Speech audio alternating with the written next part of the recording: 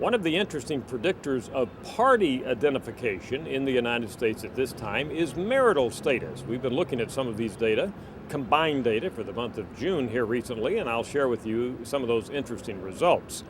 First of all, if you're not married, that is, if you are single, never been married, if you are divorced, if you are widowed, or if you are in a domestic partnership, you're significantly more likely than average to be Democratic in terms of your political orientation and less likely to be Republican. Look at the numbers there. That's particularly true for those who are in domestic partnerships. Only a little more than 10% claim Republican allegiance. They are, like the others I mentioned, 40% plus Democrat.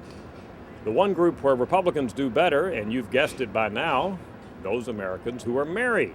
In fact, that slight edge for the Republicans over the Democrats among those who are married marks one of the few instances when we look at demographic subgroups where we find Republican identification, at least at this point, outweighing Democratic identification. Now, some of the reason behind the relationship between marital status and party ID is race. Blacks and other non-white groups who tend to be strongly Democratic in orientation also are less likely to be married than other Americans, and that's what drives some of this.